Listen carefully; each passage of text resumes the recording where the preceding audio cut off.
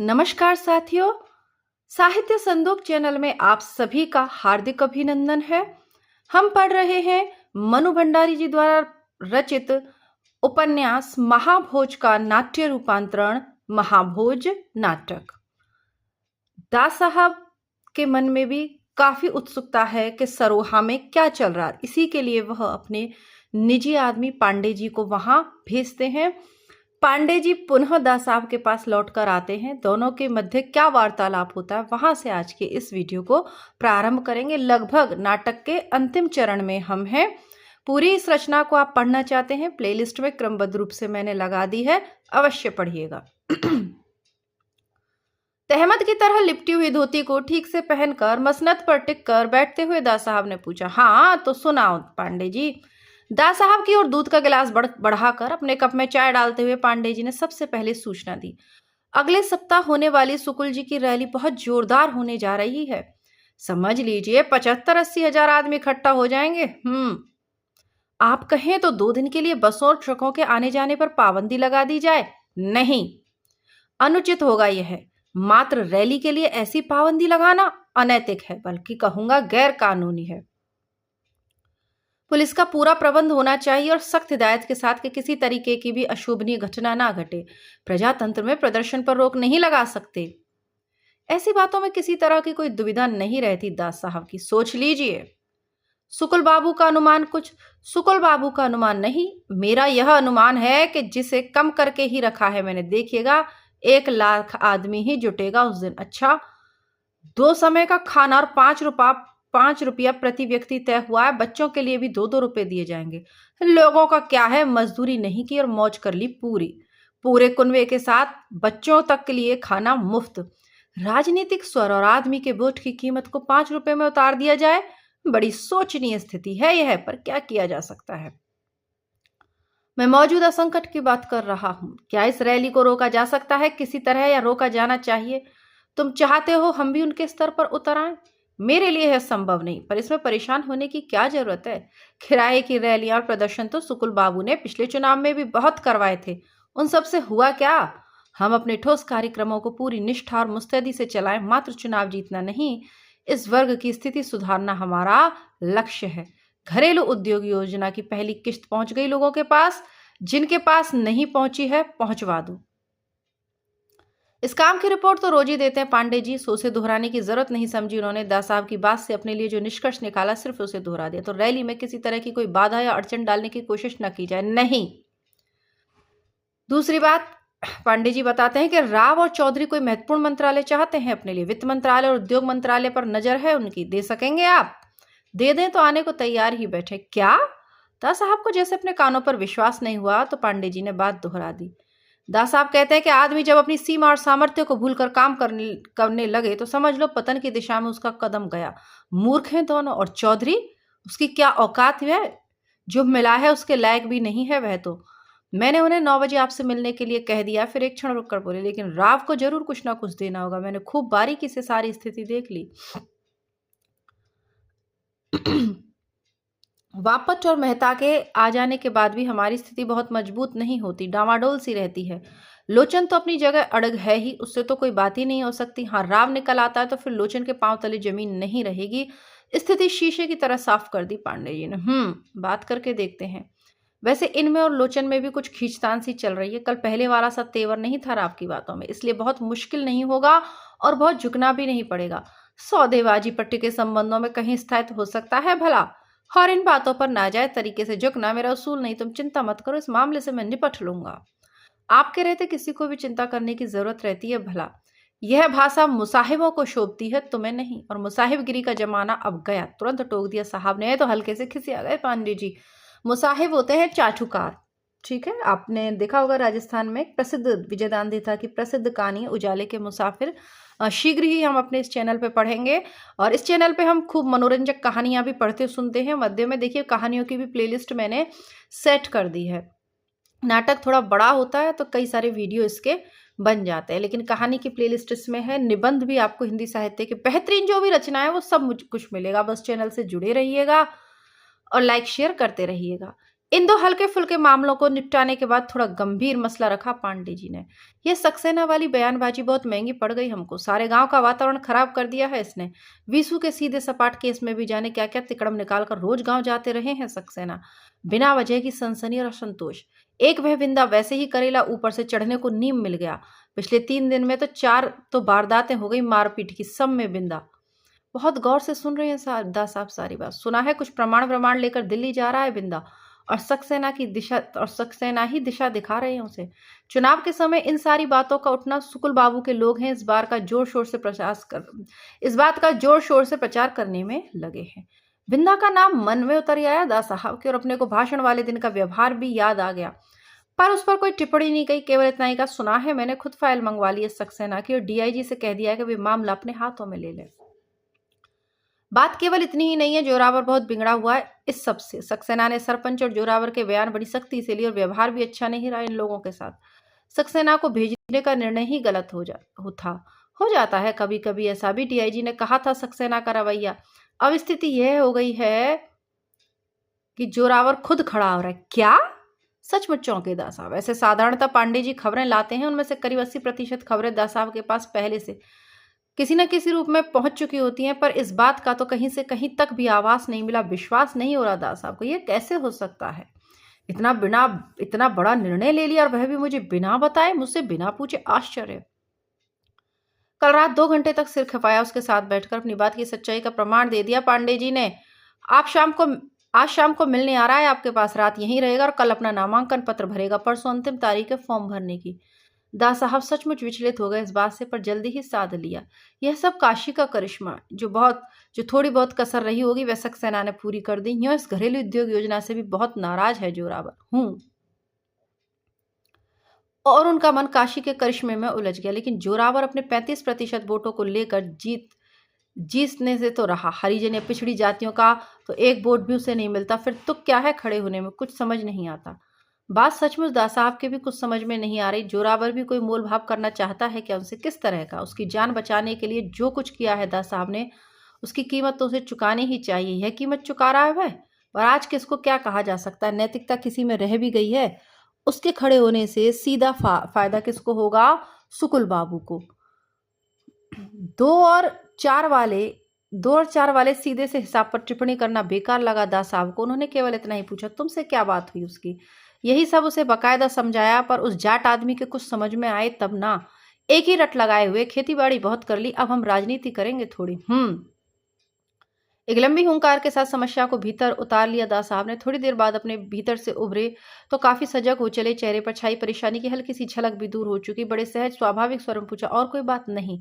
लखन के क्या समाचार हैं? काफी उत्साह में, भाषण अच्छा दे देता आजकल। अब चुनाव के लिए सरोहा में जमा दिया है उसे, लोगों में कुछ जगह भी बना रहा है अपनी। अच्छी बात है ये तो, लोगों के बीच ही नहीं, लोगों के मन में जगह बनाना ही असली उद्देश्य है हमारा। तो अब चलूं? दास साहब ने हल्के से सिर हिलाकर स्वीकृति दी, और पांडे जी के जाने के बाद योगासन के लिए वे अपने शयन कक्ष में चले गए। ठीक 9 बजे अपने घरेलू दफ्तर में ही राव और चौधरी का स्वागत किया। आओ आओ। और जब दोनों बैठ गए तो बिना किसी भूमिका के एकदम सीधे ही बात शुरू की। आप 5 मंत्रियों ने त्यागपत्र देने का फैसला किया था, उनमें से 2 ने तो अपना विचार छोड़ दिया है, लिखित पत्र भी भेज दिया है मेरे पास। सामने पेपरवेट के नीचे फड़फड़ाते कागज की ओर इशारा किया दास साहब ने, आवाज में मुख्यमंत्री वाली गरिमा भी और कड़क भी। फिर अपनी नजरें राव के चेहरे पर गड़ाते हुए पूछा, अब आप लोगों का क्या इरादा है? दास साहब की बात की कोई विशेष प्रतिक्रिया नहीं हुई राव के चेहरे पर। कल ही उन्हें सूचना मिल चुकी थी कि बापट और मेहता ने अपना कदम वापस खींच लिया, लेकिन क्या समझौता हुआ यह नहीं जान सकते, इसलिए पूछा, क्या दिया है आपने उन लोगों को? लेन देन की बात तो शायद आप लोग करने आए, सो कीजिए। दास साहब को कुपित होते देख कम ही लोगों ने देखा होगा, पर जब होते हैं तो उनका स्वर और तेवर सामने वाले को भीतर तक थरथरा देने की क्षमता रखते हैं। स्वर में आवेश कतई नहीं होता, पर इस हद तक ठंडापन की सुनने वाला जम जाए पूरी तरह। राव की कंजी आंखों की चमक बुझने सी लगी, और चौधरी राव का मुंह देखने लगा। आखिर राव ने हिम्मत करके कहा, देखिए दास साहब, इधर पिछले कुछ महीनों से जिस तरह की स्थितियां चल रही हैं, मंत्रिमंडल का सदस्य होने के नाते उसकी जिम्मेदारी तो हम पर भी आती ही है। मगर इन सब बातों का हम अपना समर्थन कतई नहीं दे सकते, बल्कि विरोध करते हैं। आखिर हमारे भी तो कुछ सिद्धांत हैं। बुरी नाटकीय मुद्रा में दास साहब ने राव का वाक्य पूरा किया, फिर थोड़े से सख्त लहजे में कहा, यह लोचन की भाषा उसी के लिए रहने दो, तुम्हारे मुंह पर जरा भी नहीं सोहती। भीतर ही भीतर कट गया राव। लोचन बाबू के अति आदर्शवादी रवैये से थोड़ी परेशानी तो हो ही रही थी, फिर भी उन्हें जैसे तैसे साध कर रख रहे थे, पर बापट और मेहता तो एकदम लंगी लगाकर ही चल दिए। औंधे मुंह तो अभी भी नहीं गिरे हैं, पर थोड़ा लड़खड़ा तो गए ही, वरना आज से 1 सप्ताह पहले वाली स्थिति होती, दा साहब वाली कड़क उनकी अपनी आवाज में होती और दा साहब सामने बैठकर रिरियाते होते। यह लोचन बाबू का आशीर्वाद ले डूबा हम सबको। इसी वजह से वापट मेहता गए, और जरा लचक नहीं रखे अपने भीतर तो हम भी कहीं अगर जरा लचक नहीं रखी अपने भीतर तो हम भी कहीं के नहीं रहेंगे। फिर भी अपने को भरसक नियंत्रित करके राव ने कहा, यह तो आप मानेंगे कि जब मंत्रिमंडल बना था तो हमारे साथ पूरा न्याय नहीं हुआ था, लेकिन उस समय स्थिति की मांग ऐसी थी कि हम चुप रह गए। अब मंत्रिमंडल को रिशफल करने की बात सोच ही रहे हैं, तो कम से कम इस समय तो हमें हमारा ड्यू मिल ही जाना चाहिए। क्या है आपका ड्यू? सीधा सा प्रश्न रखा दा साहब ने। राव की कंजी आंखों में फिर चमक कौंध गई। पता नहीं कितने पर पटाया दा साहब ने बापट और मेहता को। अपने लिए क्या मांगे, क्या कुछ समझ नहीं पाए। राव एक क्षण सोच कर जवाब दी, लोचन भैया, मेरे और चौधरी के समर्थक आज भी आपके मंत्रिमंडल के सामने संकट खड़ा कर सकते हैं। बापट और मेहता से कोई खास फर्क नहीं हुआ है सारी स्थिति में। उनके समर्थकों की संख्या ही कितनी थी। काइयापन उभरने लगा राव की आंखों में। भाव बढ़ा रहे हो अपना? दा साहब ने भी उतने ही काइयापन से पूछा। वैसे स्वभाव से दूर दूर तक काइयापन नहीं है दा साहब के। उनके भव्य और गरिमा में व्यक्तित्व को शोभा भी नहीं देता यह अदा, पर कभी कभी अपनानी पड़ती है मजबूरी में। नहीं, केवल अपनी स्थिति साफ कर रहा हूं। स्थिति नहीं, अपनी मांग साफ करो तो ज्यादा बेहतर होगा। फिर पशोपेश में पड़ गए राव। दा साहब का रुख भी बहुत अनुकूल नहीं लग रहा था और स्थिति भी पहले जैसी पुख्ता नहीं रही, इसलिए सीधे सीधे अपने मांग रखने की हिम्मत नहीं हो रही। राव ने कहा, सुकुल बाबू की रैली बहुत जोरदार होने जा रही है, इस दिशा में हम लोगों को कुछ करना चाहिए। इसका कुछ सोचा है? व्यंग्य भरी हल्की सी मुस्कुराहट खेल गई सुकुल बाबू के।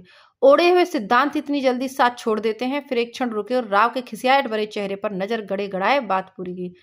चाहूं तो इंक्वायरी भी बिठा सकता हूं कि रैली के नाम पर पानी की तरह बहाए जाने वाला यह रुपया कहां से आया, पर नहीं, यह घटियापन मैं करूंगा नहीं। राजनीति मेरे लिए स्वार्थ नीति नहीं है, और चाहता हूं मेरे साथ काम करने वाले लोग भी इस बात को अच्छी तरह समझ लें।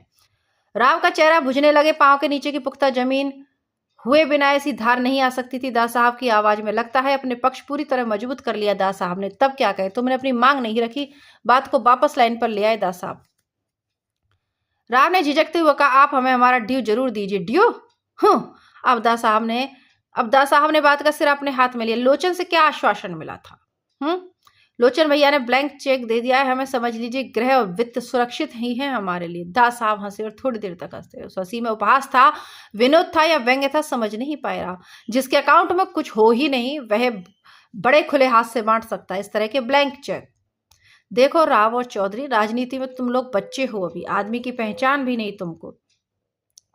उम्र में लोचन भी कोई ज्यादा नहीं है तुमसे, पर आदर्श और सिद्धांतों की आड़ में राजनीतिक दाव पेच खेलना खूब जानता है, इसलिए कभी सम्मान नहीं जगा पाया मैं उसके लिए अपने मन में। सुकुल बाबू की विधानसभा में जब विधायक था तो उसने हवा का रुख भांप लिया और समझ लिया कि जल्दी ही दिन पूरे होने वाले हैं अब सुकुल बाबू के। झट से त्यागपत्र दिया और विद्रोह की मुद्रा अपनाकर खड़ा हो गया। बाद में विद्रोह की कीमत वसूल की और यहाँ शिक्षा मंत्री बन गया। और सुकुल बाबू से मोल भाव और हमसे विरोध चल रहा है उसका, जिसके सारे सिद्धांत और आदर्श, सारा विरोध और विद्रोह मात्र अपना भाव बढ़ाने के लिए हो, उसके लिए किसी तरह का सम्मान या सद्भाव नहीं रहता मेरे मन में। सुकुल बाबू के साथ वे क्यों जाए? इस पार्टी में रहकर वे जरा सी होशियारी बरते, चाहे तो मुख्यमंत्री बन सकते हैं। लोचन की आदर्शवादिता को लेकर चाहे जितना भी मलाल रहा हो राव के मन में, पर दा साहब के इस आरोप ने सचमुच ही कहीं बुरी तरह आहत किया। उनको चुप नहीं रह सके। कतई बुरा नहीं माना दा साहब ने राव की इस बात का, बल्कि हंसे। महज विनोद में लिपटी हंसी। अपने साथ रखकर हवा में खूब ऊंचे तक उड़ना सिखा दिया है लोचन ने तुम लोगों को भी। देखो भाई, मैं बहुत ऊंचे तक तो नहीं ले जा सकता, पर जहां तक ले जा सकता हूं वहां खड़े होने के लिए कम से कम पांव के नीचे जमीन जरूर देता हूं। मेरे साथ चलने वाले के सामने औंधे मुंह गिरने का खतरा कतई नहीं रहता। अब तुम सोच लो। देखो, अनुशासन मेरे मंत्रिमंडल की पहली और अनिवार्य शर्त है। लोचन के रवैये से मैं ही नहीं, अप्पा साहब तक बहुत दुखी और परेशान है। आखिर हमें उसे बर्खास्त करने का निर्णय लेना ही पड़ा। कल पत्र चला जाएगा। शिक्षा मंत्री का पद खाली हो रहा है। राव, तुम संभालो इस भार को। लोचन ने वैसे भी कोई संतोषजनक काम किया नहीं इस क्षेत्र में। मेरे हिसाब से सबसे महत्वपूर्ण है यह पद। भावी पीढ़ी के निर्माण का सारा दायित्व इसी मंत्रालय पर है। स्वीकारो इस चुनौती को। भावी पीढ़ी का निर्माण करने की दिशा में राव का कोई विशेष उत्साह नहीं। उसका ध्यान तो अपनी पीढ़ी पर भी नहीं, केवल अपने पर टिका हुआ है। फिर भी इस प्रस्ताव पर बिना किसी तरह की प्रतिक्रिया जाहिर करते हुए कंजी आंखों को गोल गोल घुमाते हुए राव ने पूछा, और चौधरी के लिए? वे जहां हैं फिलहाल वहीं रहें, करना चाहें तो वहीं बहुत कुछ है करने को। वैसे भी चुनाव के पहले तो कोई परिवर्तन नहीं कर रहा। अंतिम वाक्य दास साहब ने कुछ इस तरह कहा कि उसमें बात का समापन भी था और उन दोनों के लिए उठने का संकेत भी। चौधरी का चेहरा एकदम ही बुझ गया। जब से आया एक शब्द भी नहीं बोला, और दास साहब की इस बात से तो उसकी आवाज भी कुंद हो गई। उठते हुए राव ने हिम्मत करके पूछ लिया, वापट और मेहता को आखिर आप अभी कुछ नहीं दिया? बात को पूरा भी कर दिया और जवाब भी दे दिया दास साहब ने। फिर हल्के से मुस्कुरा कर कहा, कुछ बच्चे ऐसे होते हैं जो केवल समझाने भर से समझ जाते हैं, पर कुछ जिद्दी बच्चे ऐसे भी होते हैं जो मनचाही चीज लिए बिना मानते ही नहीं। राव हल्के से खिसिया गए। मन तो हुआ कहें मनचाही चीज कहाँ मिल गई, पर चुप ही रहे। वापट और मेहता केवल बातों से मान जाए, विश्वास नहीं होता इस पर। हाँ, यह हो सकता है कि भविष्य के लिए कोई आश्वासन मिला हो, पर वह खुद क्या करे, केवल इतना ही कहा, कल तक सोचकर जवाब दूंगा। प्रशासनिक लोगों में तुरंत निर्णय लेने की क्षमता होनी चाहिए, यही तो विशेषता होती है उनकी। खैर देख लो। लोचन की बर्खास्तगी के लिए राज्यपाल को पत्र भेज रहा हूं, अप्पा साहब को फोन करके कहते हैं दास साहब। मंत्रिमंडल में वह नहीं रहेगा, पार्टी के बारे में आप तय करें। राव से भी अभी बात हो गई है, सब ठीक ही है। लोचन के बारे में भी यदि एक बार फिर से सोच लेते। कुछ झिझकता सा स्वर सुनाई दिया अप्पा साहब का। नहीं अप्पा साहब, अनुशासन भंग करने वाले को साथ लेकर चलना मुश्किल होगा मेरे लिए। अंतिम निर्णय सुना दिया दास साहब ने। उधर से भी फिर कोई आग्रह नहीं हुआ, केवल इतना ही सुनाई दिया, बधाई। पर दास साहब को लगा कि शब्द ही बधाई का है, स्वर और भाव तो शायद बिल्कुल विपरीत थे। जोरावर उम्र 40